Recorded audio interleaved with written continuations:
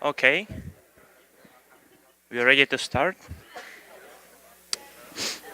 Everyone's here, I suppose. Okay, so yeah, kind of. Mm, all right. So as I mentioned in Good Forces post that you probably didn't see because it was I made it late at night today. Uh, Today's lecture is going to be about basically bipartite graphs and maximal matchings in them. So what a matching is a graph is in a graph is it can be not be bipartite, like the definition doesn't care. Is a matching is a way to choose some edges in a graph so that no of our chosen edges have common vertices. Okay, so this is a matching. If we were include this edge instead of this one, this would not be matching because these two edges would clash, okay, and have a common vertex. All right, so this problem, so we want to find maximal matching or like largest matching. That is the matching that has the largest number of edges.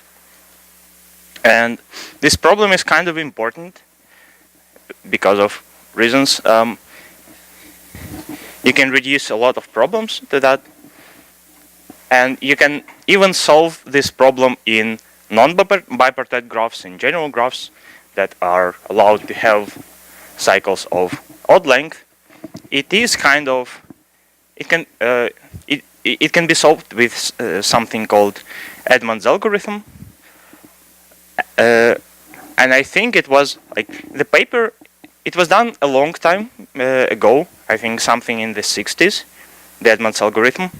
And it was a very important paper because it was basically the first one that discussed the issue of importance of having a polynomial time complexity algorithm, because people really started caring about that not too long ago. So if you're interested, you may read the original paper to see basically how people thought back in the day.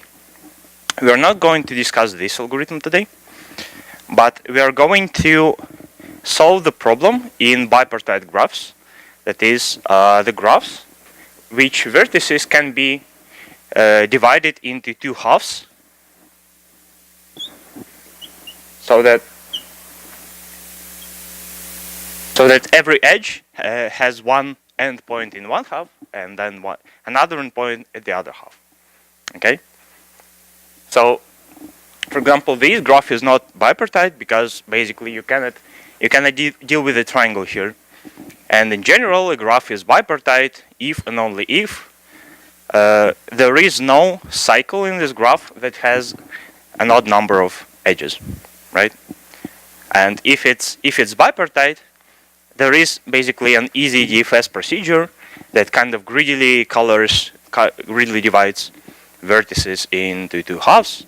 So basically you start with one vertex and say that it's okay, it's in half one, and then all adjacent vertices have to be in half two, and so on. Okay, so this can be done with a DFS. So at least we can distinguish the two cases. Okay, so let's talk about how to do this, how to find maximal matchings in bipartite graphs. So we can already kind of solve the problem, because if we have this distribution into two halves, then the problem can be solved, can be reduced to finding largest network flow. And if we have this kind of graph, then basically what we do is we introduce the source and the sink, as we usually do, and then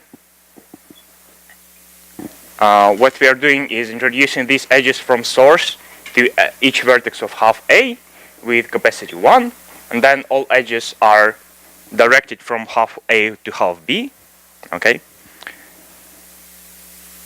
And they also have capacities 1, and then like here, again, all edges from here come to the sink and have capacity 1. So if you consider any network flow here, then all its, like, it should consist of paths that start here, go here to the first half, then go to the second half, and then go back to the sink. Okay, so having the capacities here and here equal to 1 guarantees us that in any network flow we cannot have this situation where we have flowing through both of these edges, for example, coming from the same vertex or arriving to the same vertex.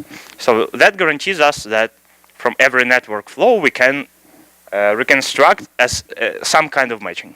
Okay, and since we're looking for the largest flow, we can reconstruct the largest matching. Okay, because different flows correspond to different matchings, and vice versa.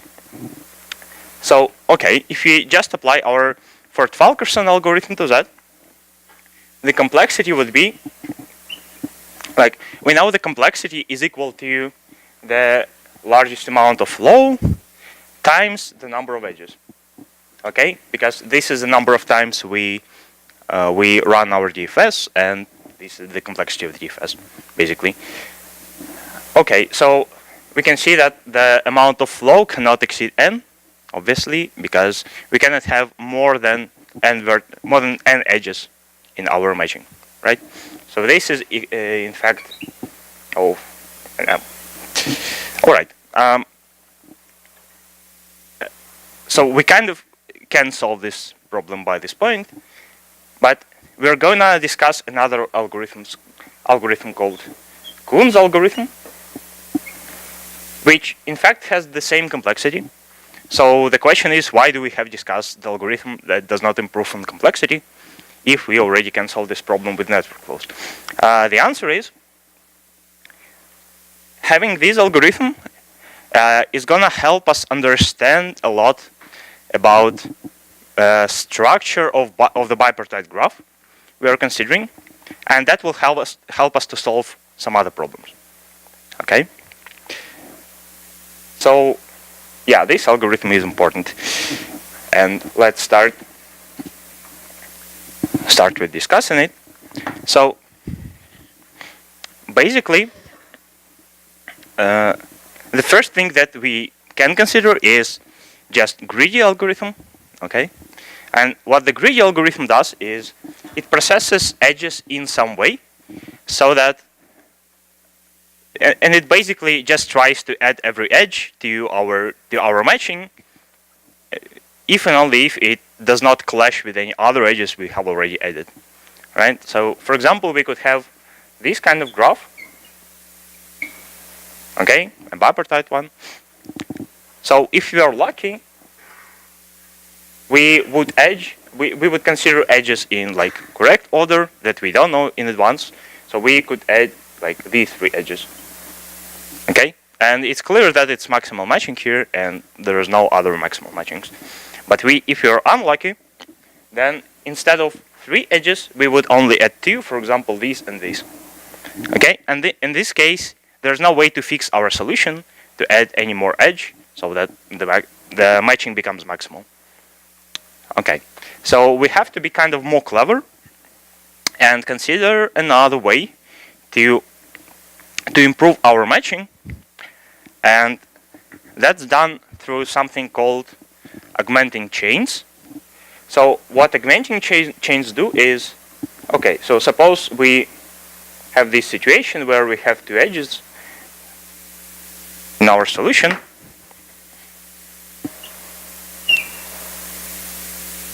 Okay, and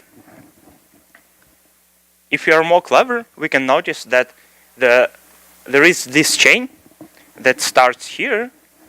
Okay, so an augmenting chain is something that starts in the left half, and it starts at a vertex not covered. Okay, by any edge in our current matching.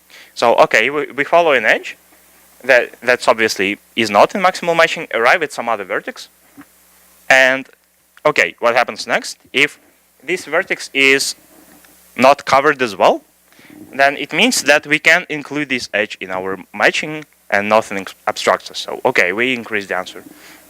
Otherwise, okay, this is covered by matching, so there is the only edge that is in the matching and has an point here, right? Because otherwise it would not be matching. So let's try follow it back. So the chain continues using an edge from our matching, and then so this is not in matching. This is in matching, and then we basically continue. So this is not in matching as well. Another edge, any kind of edge. And if you assume that this vertex would not be covered as well by our matching, then what we could do is to basically take two edges instead of one, right? Because we can exclude this edge that we have used, and instead increase two other ones, okay? And this process can continue on and on. So basically, it's not in matching, then in matching, then not in matching again, and in matching, and then here we have the edge not in matching. Okay, and then we finally arrive to a vertex that's not covered.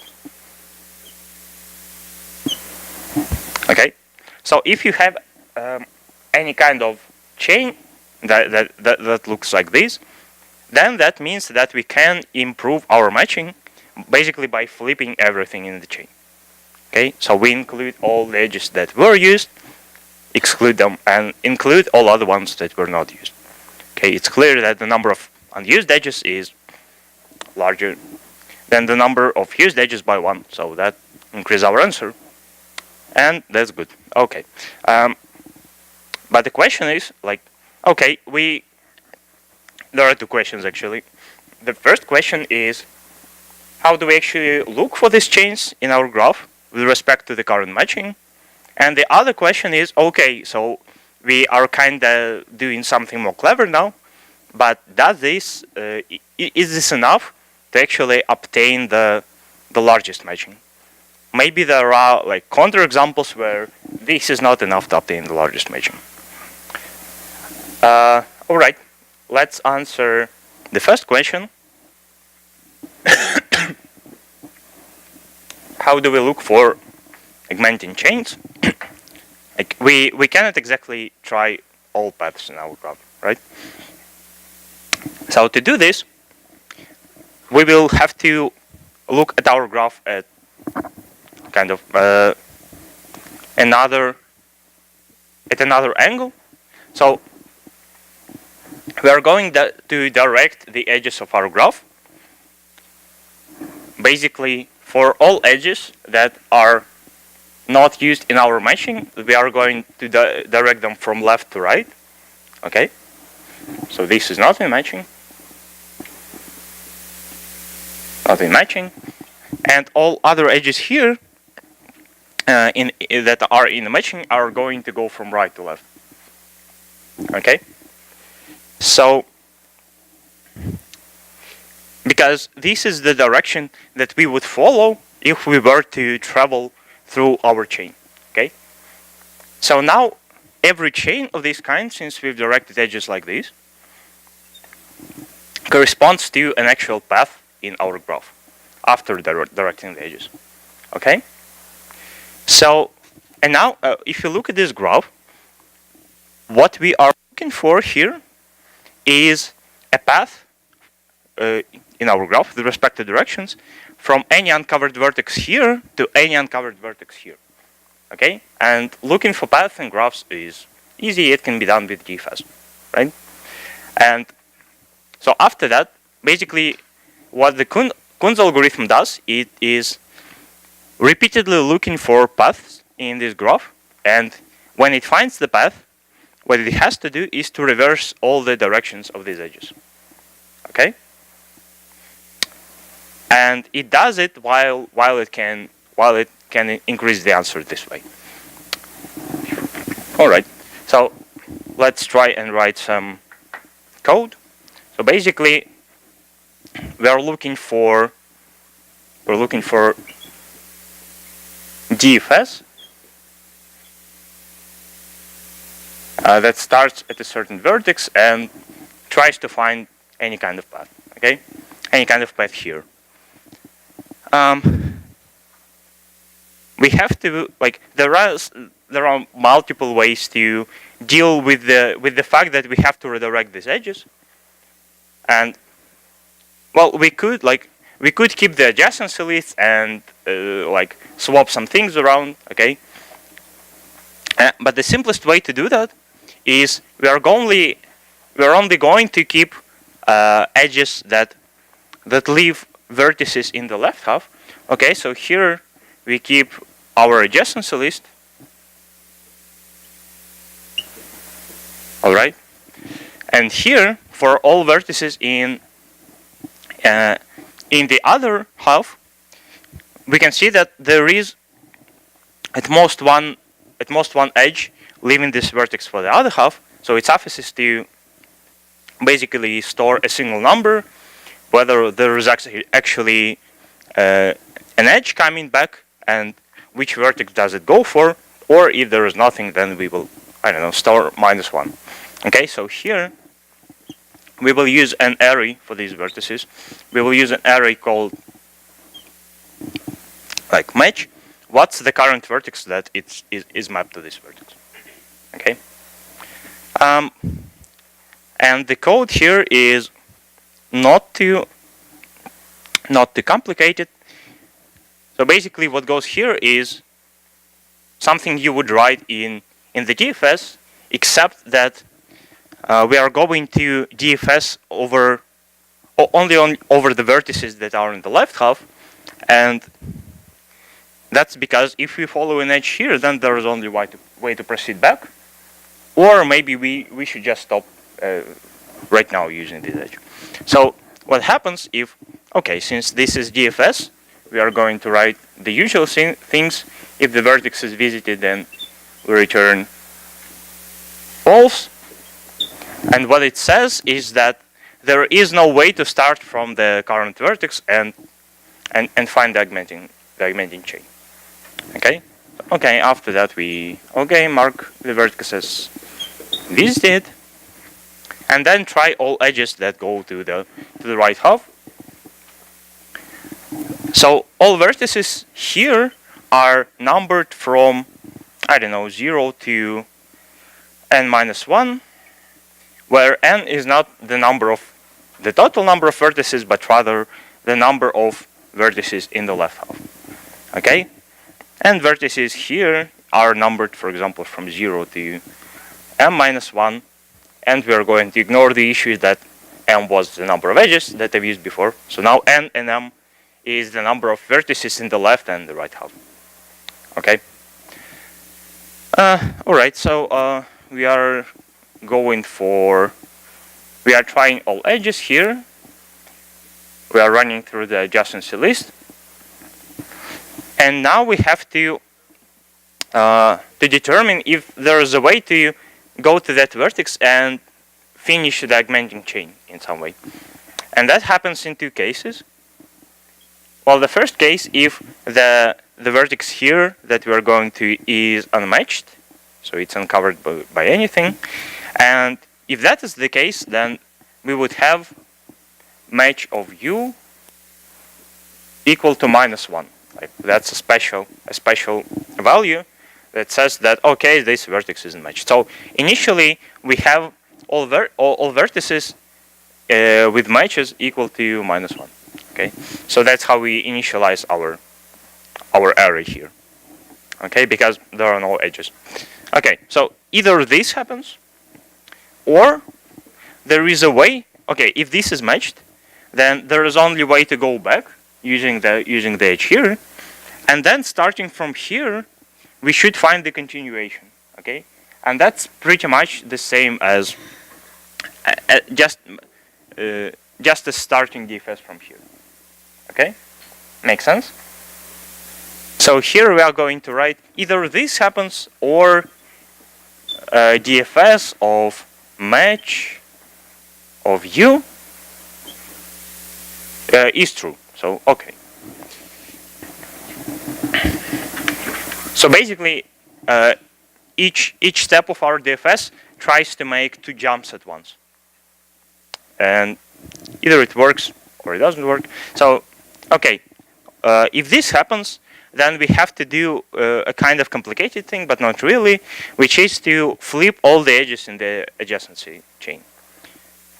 In the augmenting chain that we found, like right with this DFS. So what we could do is we could reconstruct the chain and then flip everything manually, but in fact we can do that in the very same procedure using the fact that like recursion, right? And what it does, it's like easy to do. What we have to do is, okay, if this happens and this is V and this is U, then what we have to say is that, okay, this vertex is matched with V now. Okay, so we just write match of U equals V, and then we return true. And that's it. And if nothing of this happens, then we just return false.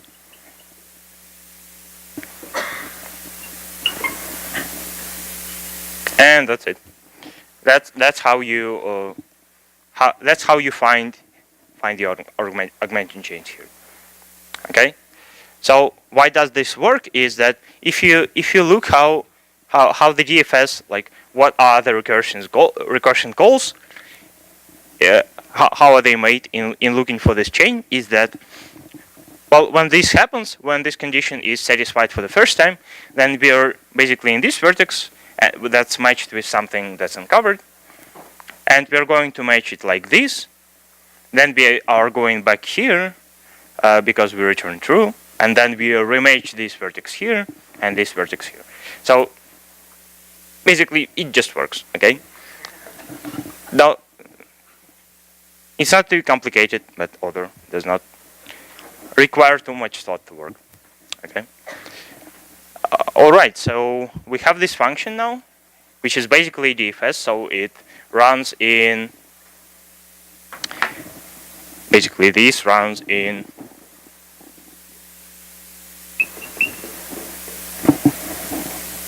time linear in the number of edges because it's a DFS. And well, yeah. So how do we use this function now? To look for augmenting chains while they appear. So one way to do that is to basically go with a very simple approach. Is we go while one, okay. We just try and run the DFS from every vertex because we kind of don't know in advance from which vertex do we actually run our DFS, right? If you're looking for an augmenting chain, we are not kind of aware where it should start.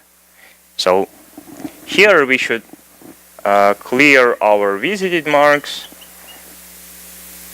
and also like for every vertex we try to run in DFS,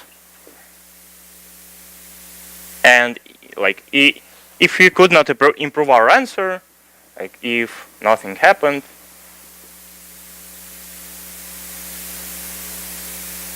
then we break.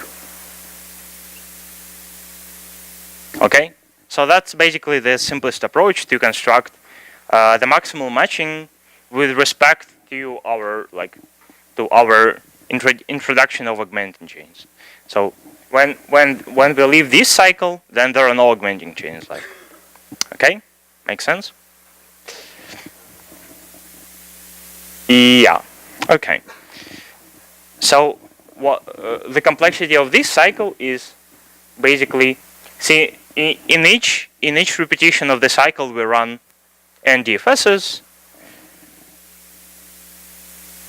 but in fact we still do not consider any edge more than once. So the trivial estimate would be v squared times e, where this means the total number of vertices and this means the number of edges. Okay.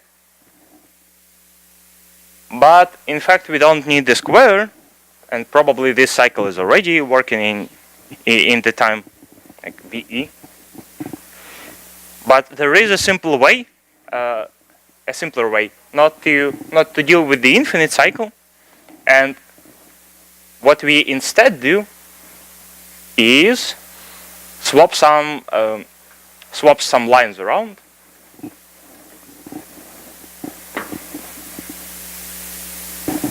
So basically, it only suffices to go over the vertices in the left half and try to run the DFS a single time from each particular vertex.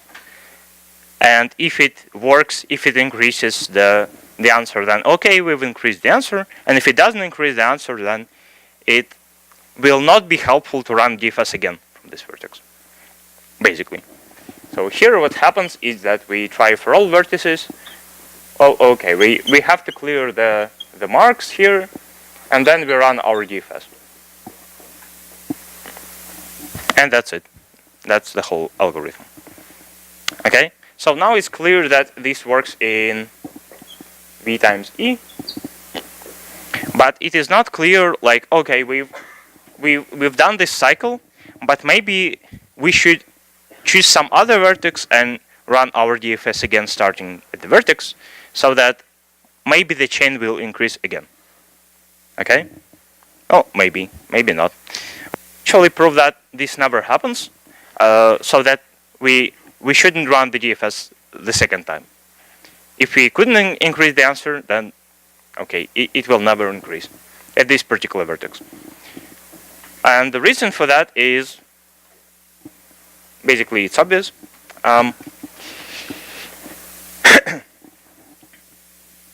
So what happens is that, okay, assume that we've considered first several vertices, so we started the DFS from any vertex, like from the first few vertices, and we've constructed some kind of matching here. Okay, so assuming this is maximal, we are going to assume that, and we are going to prove that, but a bit later. So if this is maximal, then if we add the new vertex and we start to DFS from that, basically we cannot increase the answer by more than 1 by introducing a new vertex, okay? Because if for some magical reason it would increase by more than 1, so we have some extra edge here and then some extra edge here and maybe something changed here, then by removing this edge we would conclude that the previous matching was not maximal. Okay, so we could do better at some previous steps, but for some reason didn't. So that's not good. That probably shouldn't happen. So if the answer is increased by 1, then assuming that finding augmenting chains keeps our answer maximal, then that would mean that running a DFS from this vertex would increase our answer, since I think it's obvious, right? I don't know, should I explain it some more, or I can't really tell if it's obvious to you. Okay, so either we can increase the answer and then it just works, because we assume that basically our main assumption here is that a matching M is maximal if and only if there are no augmenting chains. Okay, so if the matching in this part of graph was not maximal, then there must be an augmenting chain, and the only place it can start is here. And if the answer cannot increase, then obviously our DFS would not find anything, because again, if we could find the answer from this vertex, then it increases the answer. All right. So yeah, that's the reason why this approach works. Okay. Any questions so far about understanding how it works and, well, why it works, except this, because we are going to prove that in a moment. Okay. So we have this algorithm that seems more involved for no reason and has the same complexity as we had before, but yeah, just wait for it. So let's prove this, which is, I don't know, Kuhn's theorem, maybe? Okay, proof of an algorithm. It's kind of not clear, like, maybe we can still construct a counterexample when looking for augmenting chains doesn't really work, so it doesn't allow us to obtain the largest answer. So we're going to look at this in some more details, which is, okay, we have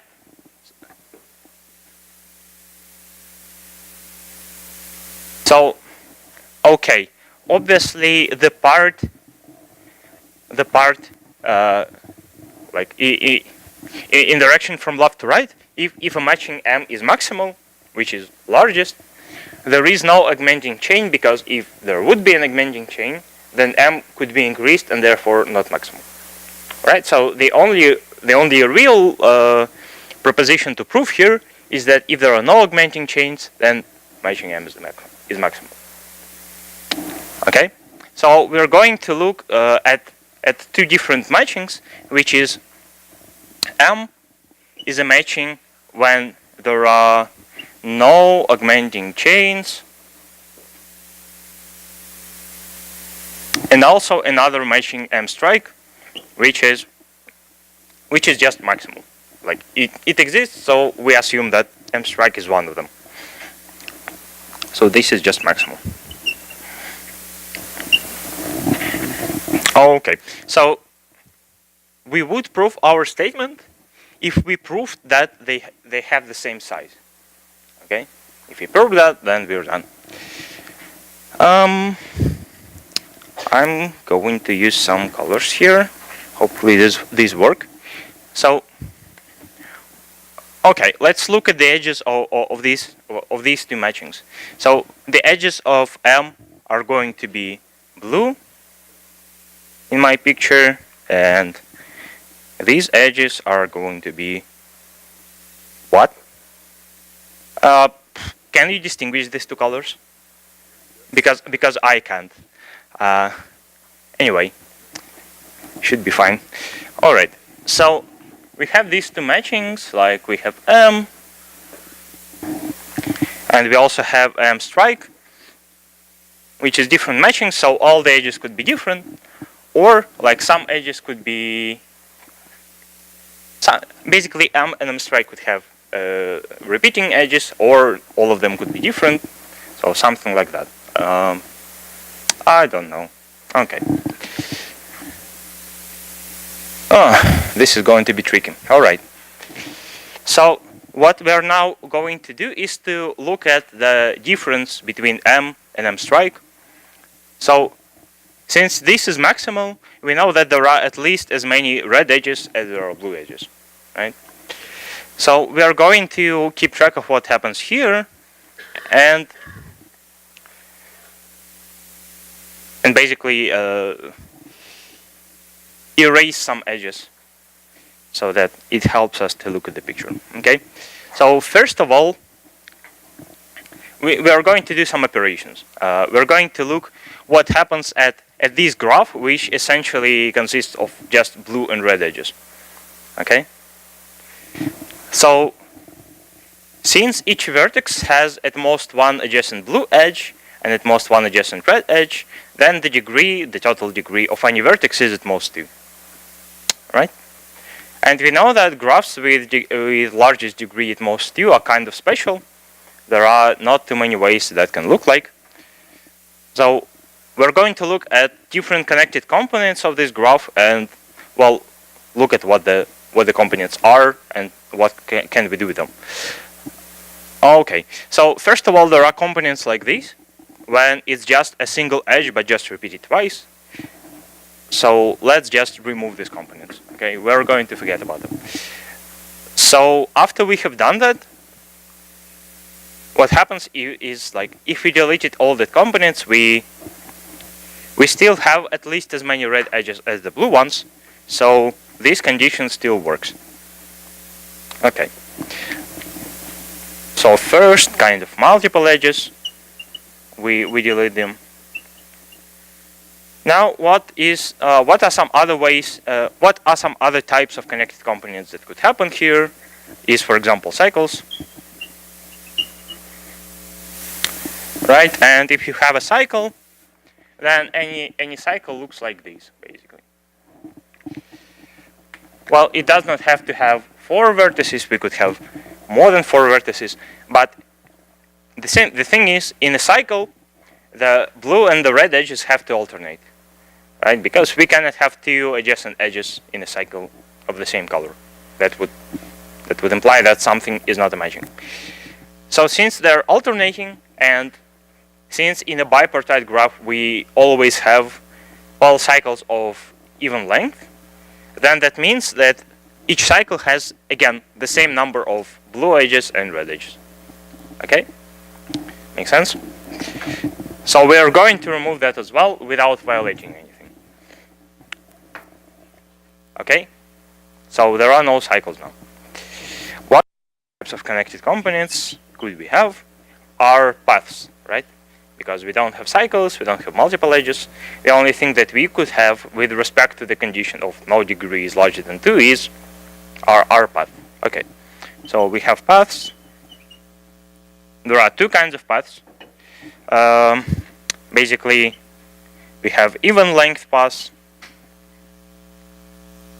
And again, so this is an even length path, right? And in an even length path, again, edges have to alternate, so they have the same number of edges of each color. So if you remove them, anything still works. Okay. And then we have the odd length paths. But let's look at do we really have them?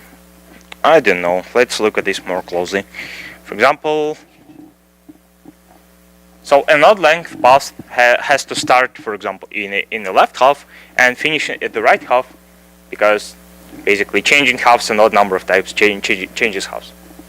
Okay, so we're going to have something like this.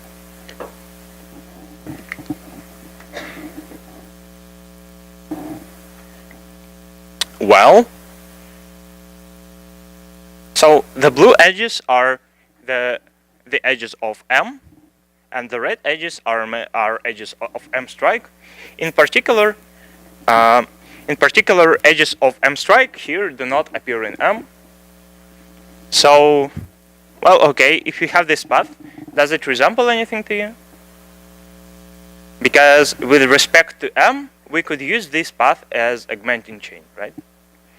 Because, or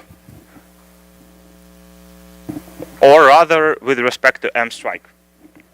With respect to M strike, because this is M, okay, this is M, this is M, this is M strike, this is M strike. And what we now see is that these and these vertices are uncovered by M strike. Okay? Like even dealing with the fact that we have erased some edges, since we only erased like whole connected components, then it must be that this vertex should not be covered by any red edge. Okay? Makes sense? Like if you don't understand why I'm saying words, like, and you think they're nonsense, maybe it's a good time to ask a question. Just like, what do I mean? What does this mean? Why does this happen? Okay, so I'm going to assume everyone is okay with my nonsense. Maybe I'm just pulling your leg. Okay, so now since they are uncovered by M strike, then this path would be an augmenting chain with respect to M strike. And that would violate the condition that M strike is maximal. Because in particular, if it's maximal, then there are no augmenting chains. No augmenting chains. Okay. So by this condition, this doesn't happen. Okay. And even if all the colors were like the other way around, like this would be M strike, and this would be M, and this would be M strike, and this M, and this M strike, then this would be an augmenting chain with respect to M. So again, this cannot happen, right? So this cannot happen. It cannot. And there are no other ways there are no other ways that a connected component could look like, right? Because the condition that the degree is at most 2 is very limiting, so these are the only options. And we see that since we have like connected components of only of these types, and each connected component has the same number of edges of each color, we must have that basically the size are the same. So apparently our algorithm must work, and well, this is how we prove it. Okay, so we are cool, I guess. But I don't know. Again, why did we use this algorithm if we could go with network flow? Actually, let's try and solve some other problem that seems harder, but in fact, being able to find maximal chains like enables us to solve this problem, and having an idea how Kunz algorithm works kind of helps us. So the question is, instead of finding maximal matching in a bipartite graph, we are going to find the largest independent set.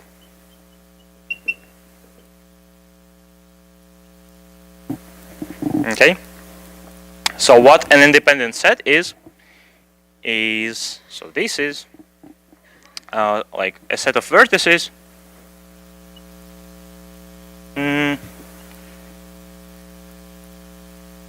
so that any pair of them, any VU, are not adjacent. Okay. So it's like if this is a graph of people, I don't know, edges correspond to the fact that one person know each other, then an independent set is a group of people when no one knows another person in the group. Okay. So what can be said about this problem?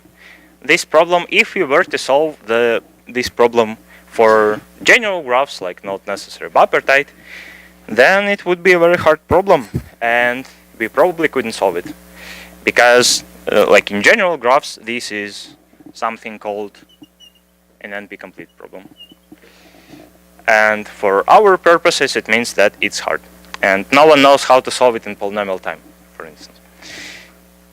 So it seems harder than finding maximal matching, right? Because we could solve maximal matching in general graphs in polynomial time, but the good news is that in bipartite graphs, it can be solved in polynomial time.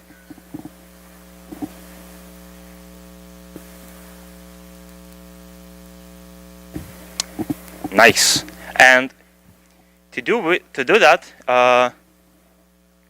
we are going to look at how maximal matching looks like, and then basically take some extra insight to basically we just have to look at the maximal matching really carefully, and then we will find the largest independent set.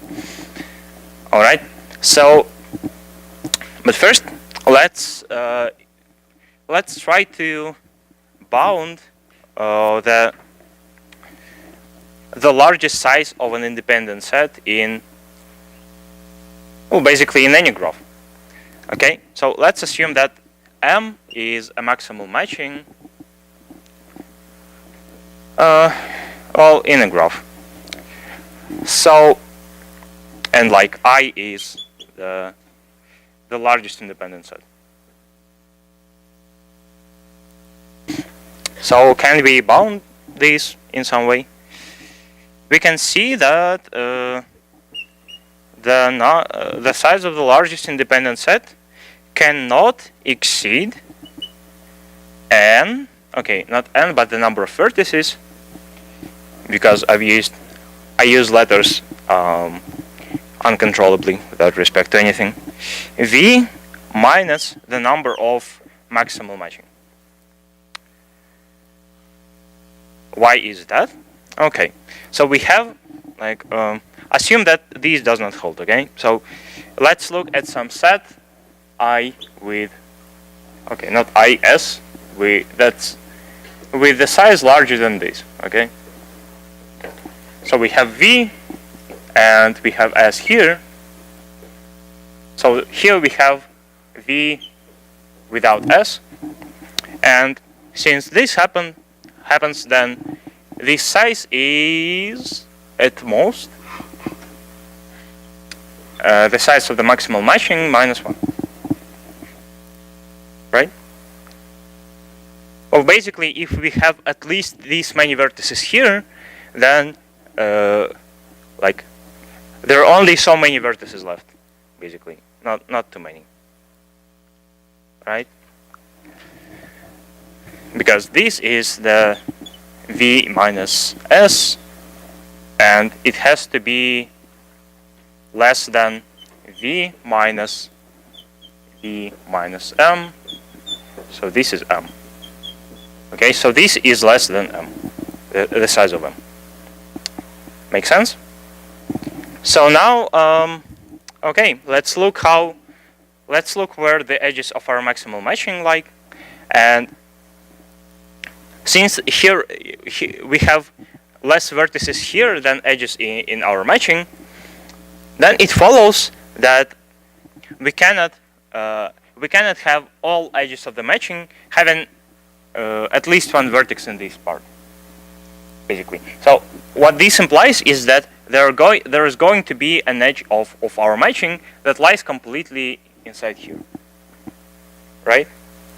Because if there would not be edges of these, or like these inside S, then we would have at least one endpoint of every edge of the matching here. But there are these many edges and these many vertices to choose. This is basically a pigeonhole principle. Okay. So we cannot hope to find an independent set which is larger than these. So if we can reconstruct an independent set that has exactly this number of vertices, then we are going to be done. Okay, and so in fact we have equality here for bipartite graphs.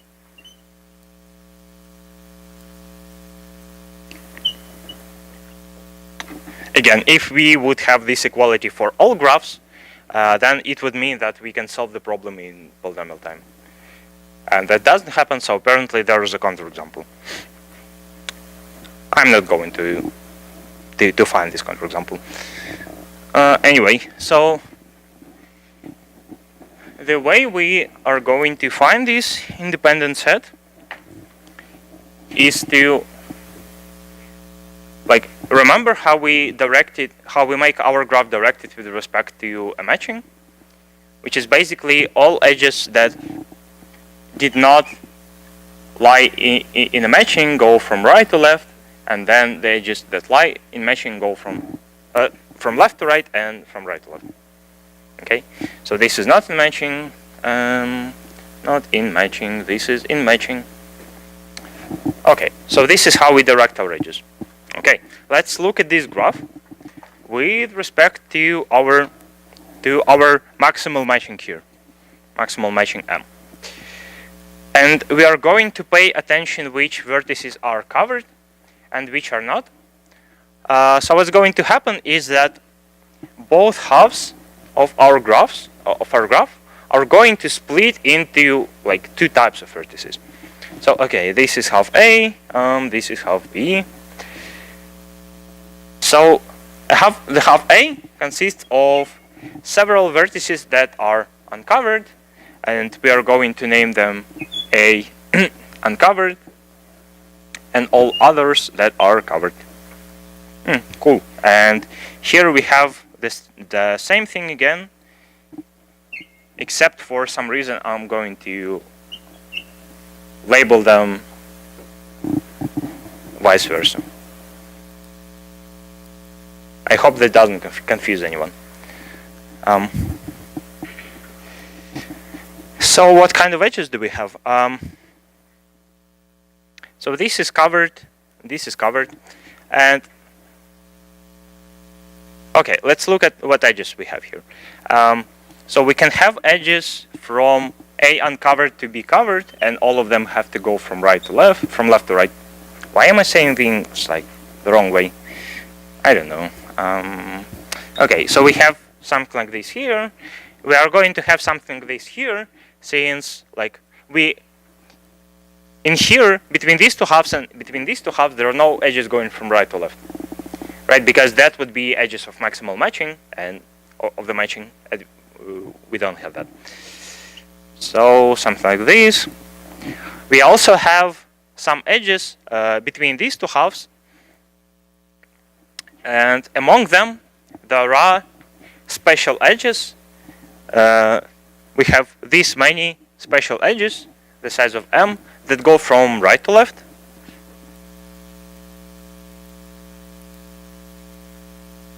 Okay, but we still may have some edges going in the other direction. Okay, can we have some edges between this part and this part? What do you think? No. Why? The reason is because we've assumed the matching is maximal. So that means if there was an edge here from this part to this part, then what would happen is this would be like an instant augmenting chain, right, of length 1. So this would trivially allow us to increase the size of our matching. So we don't have that. And we can we can make even stronger statement that since augmenting chains are paths in this graph, then if we start from any vertex here by using these edges, we cannot reach anything in here. Okay, so there is no path between this part and this part, because this would be an augmenting chain. Okay, so what we're going to look at is which vertices exactly are reachable if we start anywhere here. Okay, so like we run the DFS from all the vertices here and look what's visited now. Okay, so what happens is that, well, obviously all vertices here are visited. Now apparently some vertices here are visited, like this is visited and this is visited, but this maybe not.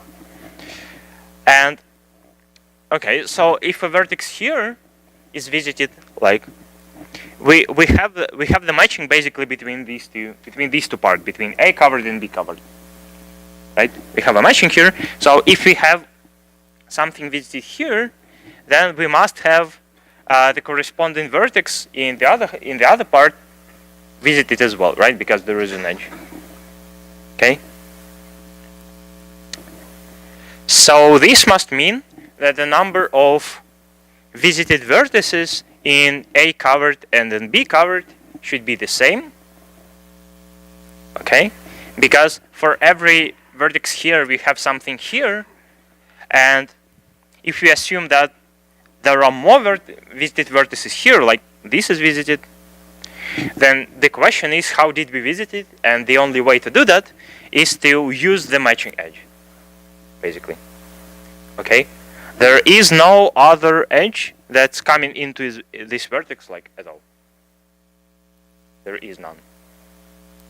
Okay, so there's the same numbers. So we can split these halves, these parts, A covered and B covered, into further parts, which are like A visited and B visited. I could write that, but I'm not going to. So we are splitting them here and here. And what happens is that, okay, maybe I should label it. Maybe I shouldn't. Anyway, so what happens here is that this like the graph that consists of this part and these two lower parts is unreachable from the other half, from the other part, from all the other vertices. And okay, so let's try to use that to actually construct an independent set of this size.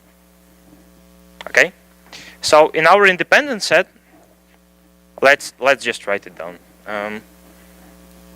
So I consists of all uncovered vertices and some vertices that are also covered, but that are we're going to have to think about it. What exactly are we going to use? So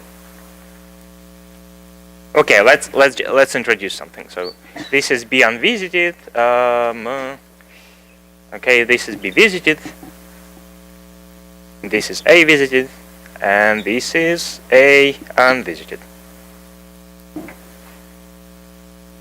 Okay, makes sense.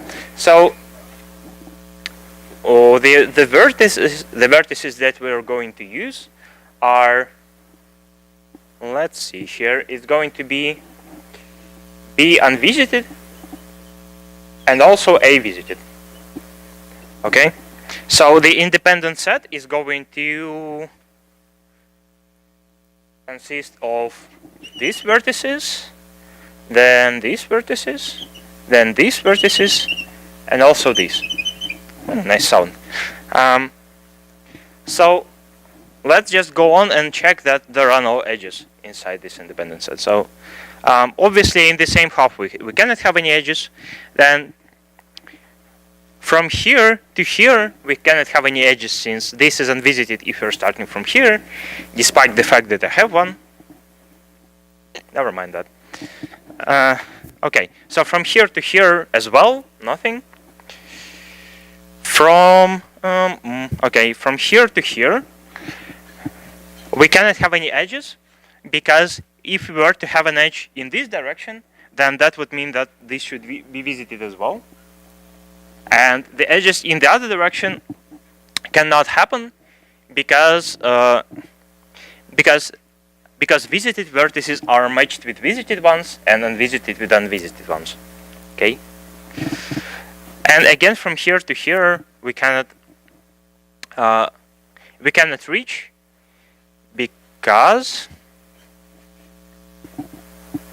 because this would be an augmenting chain, right? So if there is an edge from a visited part to this uncovered part, then it means that there is a path from here to here. So there is an augmenting chain. So there are no edges here. So basically, just by taking a good look at this, we conclude that I is an independent set, and if we were to count its size, then basically the only vertices that are excluded are vertices like A uncovered and B covered, and we see that each of these parts has each vertex in every of these halves has exactly one endpoint of some edge of the matching, right? So basically there are now two types of of edges in our matching, which is either both endpoints lie in the covered part, in the visited part, So either both endpoints of an edge in the matching lie in the visited part, like this, or both of them lie in the unvisited part. So what that implies is that we have the size of A visited is the same as the size of B visited, and obviously the size of A unvisited is equal to the size of B unvisited. Okay? So that means that if we were to compute the size of I, that would be equal to the size of V minus the size of B covered minus the size of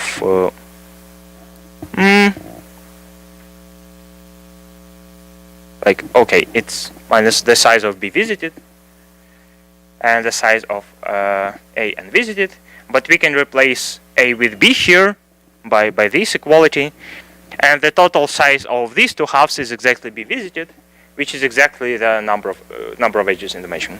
So this is exactly size of V minus the size of M.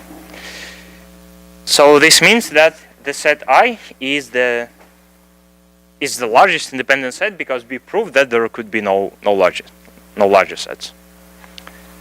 Right? Make sense? Okay. So this is these are really kind of the same problem. Okay.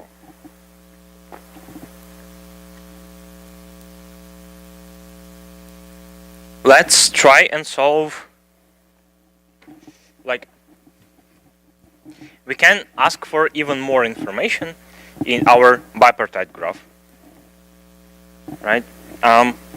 So what kind of information? We could ask the following. So we have a bipartite graph, and basically we consider all maximal matchings, and what we're asking for is, so okay, if you look at a certain edge, for example, okay, let's draw another edge. So we can see that there are two maximal matchings here. Like, we have to take this edge, and either we take these parallel edges or like the diagonals, right?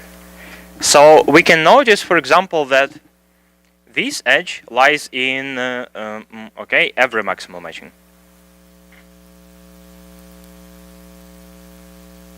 This edge lies in no maximal matching.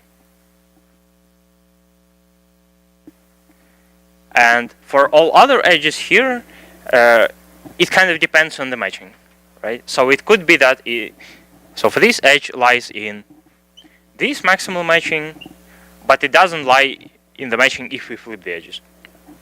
So for all other edges here, it depends, basically. So these are like the three types of what can happen with respect to edges, and we want to determine for every edge which kind of situation occurs. So for each edge, we want to know if it lies in all matchings, or in no matchings, or in some of them. Okay. So let's come up with like some algorithm that does that in polynomial time. Okay. So first off, it kind of makes sense to find the actual size of the maximal matching. So we just run the Kuhn's algorithm here. So first we obtain the size of the matching. Okay. And okay, if we have our HE, what we are going to look at is like, okay, how to check that an edge lies in every maximal matching. So if the edge is really essential to having the maximal matching, then that would mean that if we delete this edge, then the size of the maximal matching would decrease. Okay? Makes sense? Because if it does not decrease, then there's some other matching that does not contain it. And obviously it can decrease by more than one, but never mind. So so if M strike is the maximal matching in the graph G without the edge E, so okay, so if the size of M strike is less than the size of M, then we have to have E in every maximal matching. Okay, so this settles one case. And how to determine if an edge lies like in no maximal matching, or there still exists a matching that has this edge. How would you do that?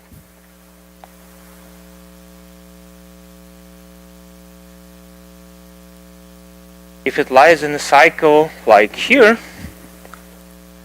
like in any cycle of the graph, maybe it's not enough. I mean, like, can I construct a case here?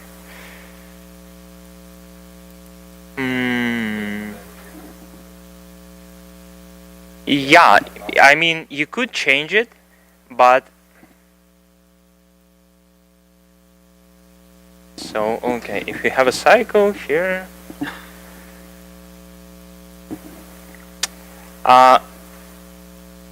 there is like I'm not sure if it's true.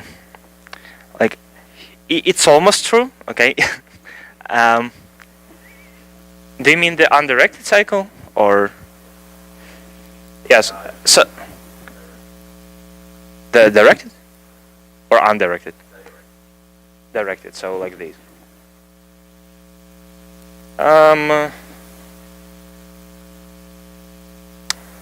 Yeah, that seems like true. That was I was going to get to, and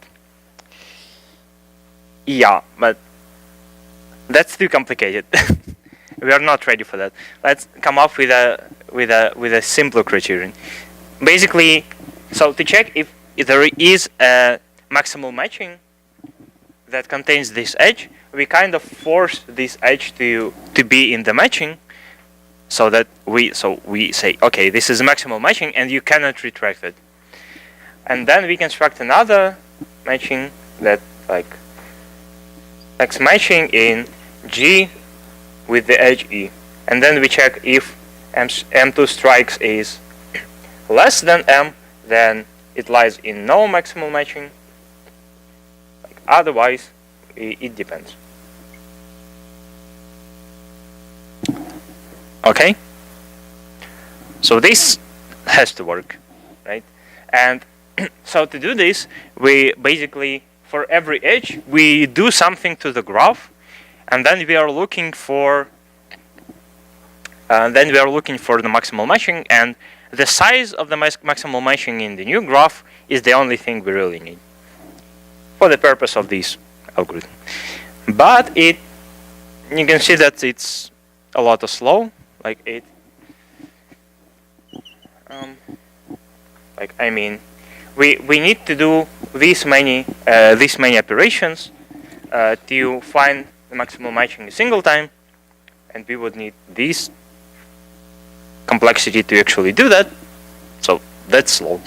And yeah, let's do something that you've talked about actually looking at the directed graph, and basically by looking at what happens in this graph, if there are cycles, if there are stuff, we can tell which of that happens.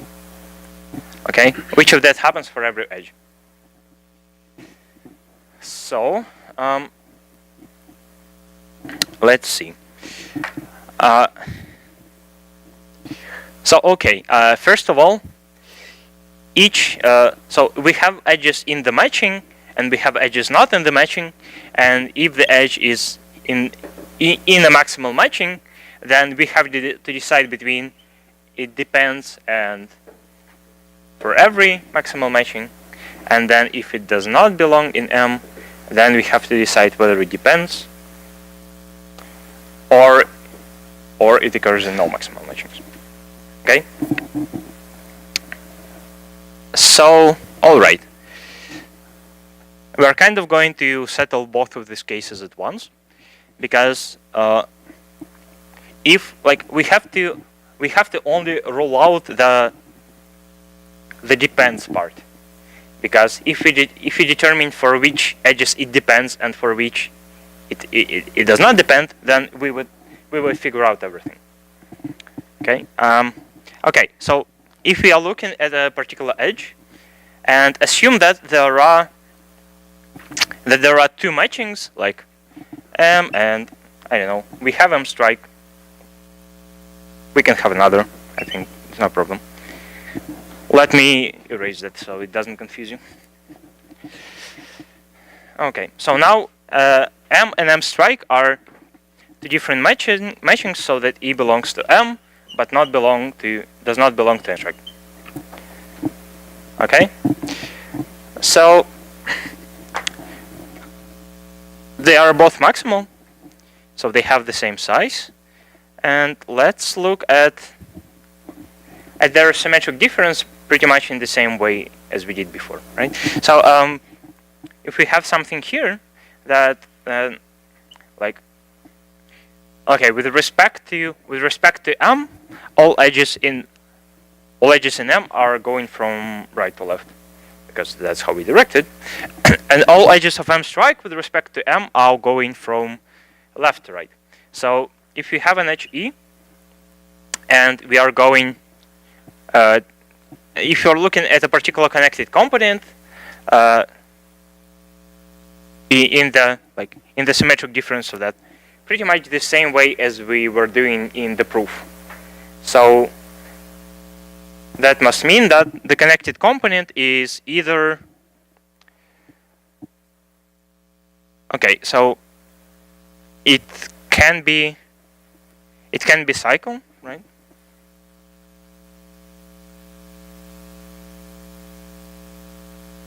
Or it can be a path of even length, right? Because we have this.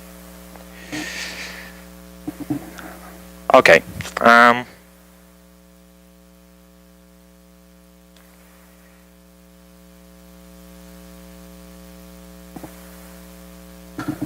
So we can,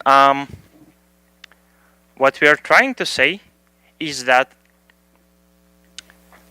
like, okay, if either of these happens, then it depends, basically, right? And if you look at our graph, so yes, in each of these, it depends. And if we assume that, we're going to assume that we have a graph, and with respect to the matching M, nothing of this happens, okay? So what would that mean? Is that if we now look at the whole graph, at all the edges, then let's assume that E does not lie on any cycle first, okay, with respect to directions of edges. And also, starting from here, we cannot reach any uncovered vertices, because here we would have this vertex uncovered by M, because otherwise it would be a larger component. So yeah, what that means is yeah.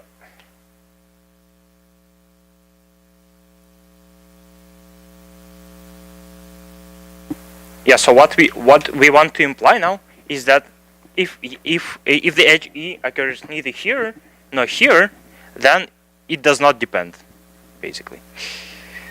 And the reason is, if it would depend, then we would look at the symmetric difference, and we would find one of these, basically. Okay.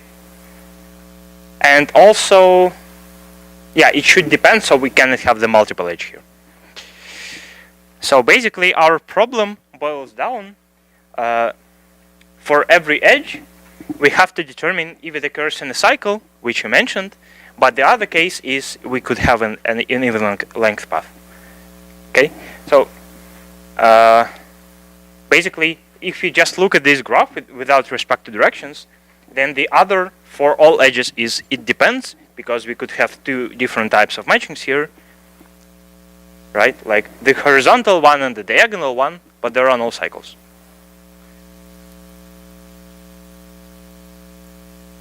Yeah.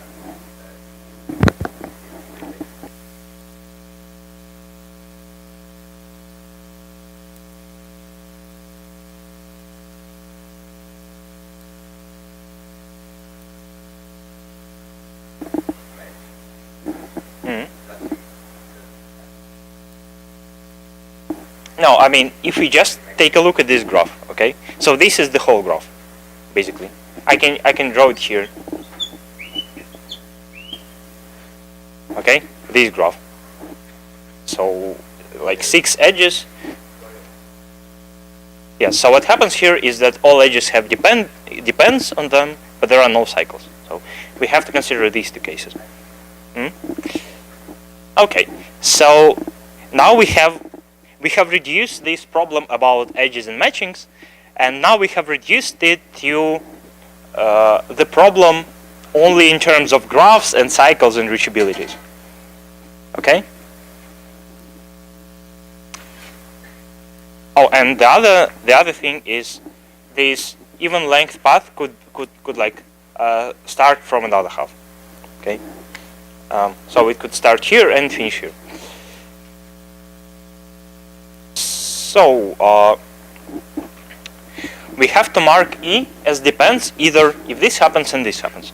And okay, first of all, how do we find all edges that lie on a cycle in a directed graph? Can we do it? Is it too hard?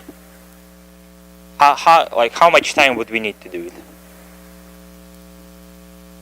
Yes, basically, so to settle this, so basically on the first step we find all edges that lie on any cycle and mark them as depends. And basically, let me think of a simple way. I don't think there is a simple way. So to do that, we have to something. Okay, if there is a simpler way and I'm just forgetting it, then you have to tell me. Okay, because I know someone has a good understanding of it. So we're going to find something called strongly connected components in our graph. So what a strongly connected component is in a directed graph is a set of vertices, so that every vertex inside is reachable from any other vertex. And there are and this is maximal in terms of we cannot include anything in here. Okay. So now, if we have done that, we have some connected components, some strongly connected components, and some edge between them. And an edge lies on a cycle clearly if and only if we have it in both of these endpoints lie in the same strongly connected component. Okay, now you have to tell me if there is a simpler way, because it could be, and I could just forget it. Maybe not. Okay, it's kind of an equivalent problem, really. So this can be done. So finding this can be done in basically in linear time with the DFS. I'm probably not going to involve in that unless I have too much time at the end of the lecture, which is not going to happen probably because I have 4 minutes. Why? I assumed we started at 10:30. Okay. Yeah, this is probably this is as good point to finish as any, because the only thing I was going to tell further is concerned with network flows, but I think I'm just not going into the actual algorithm. I'm just going to mention a reference, and then you can find it.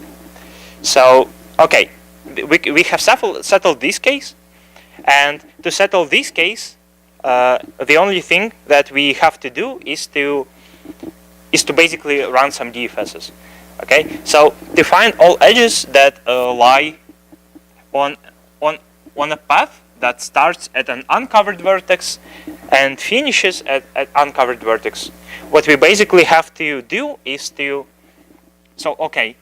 for this edge to have this, we have to be able to reach some uncovered vertex from here, and also an uncovered vertex from here, but if we travel in reverse direction, basically. So all of that can be done in linear time, basically, as well, just by running some DFSs.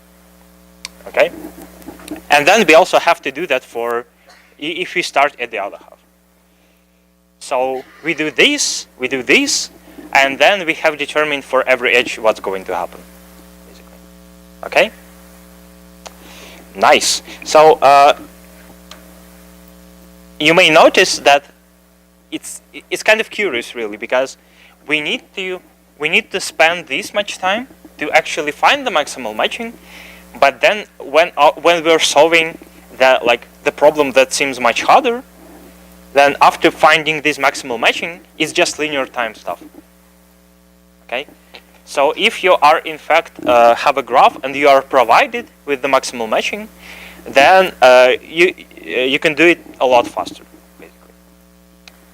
Okay. So the last thing I'm going to mention, we now have a very good understanding of what happens with maximal matching in bipartite graphs and stuff, and how are they changing. The only thing that kind of bothers us is that this is way too slow. Okay, we cannot run Kuhn's algorithm for very large graphs, except for the case when the graphs are special. So the thing with Kuhn's algorithm is that it's very hard to make it run slow, because you could see that if you run a DFS, and if, for example, on each iteration, or on most iterations at least, it finds the augmenting chain really quickly, then its working time would be much faster than this. It's kind of really make any sort of sensible statement out of that, but it's kind of true. So if you're looking, if you're solving a problem and there is a bipartite graph, and you estimate the complexity, and it's and by this estimation it's more than time limit would allow, it would probably still work. It could work anyway. And there are ways to make them work better. And the thing is, if there is a control case, and there are control cases to actually make the algorithm run this long, these control cases actually, most of them at least, I'm not aware of any other, most of them rely on a particular order then you process vertices, and also in which order you process edges in each vertex. So since we rely on this order, a good, you know what I'm going to say. So a good way to make it faster and not rely on this order is to basically shuffle everything. It may sound like a thing that, I don't know, a beginner would say, yeah, okay, just shuffle it. But it really works, and if you're having trouble, then this might work just as well. The last thing is that there are actually faster ways to solve this problem than this, and there is something called Carp algorithm that works in E times square root of V operations.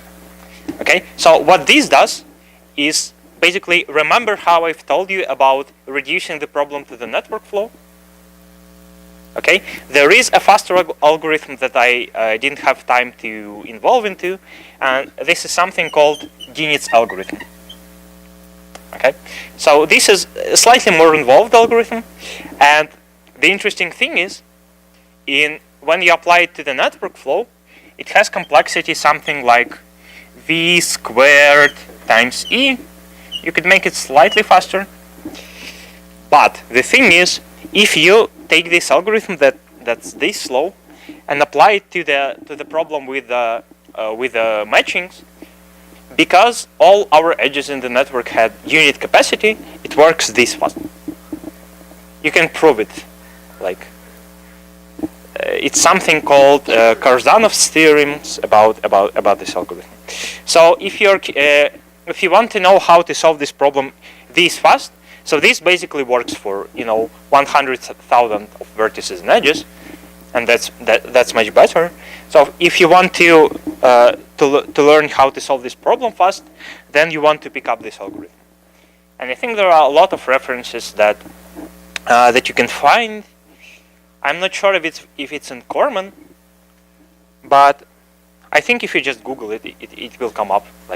There are a lot of tutorials, lecture notes, and stuff. yeah. So I hoped I would go into this, but I was too slow. I'm sorry. Okay, so I guess that's all for this lecture. It's not even too late, despite the fact that I was late for the start. So now go eat, have a good meal, and after that we will have a general contest not doing anything with that.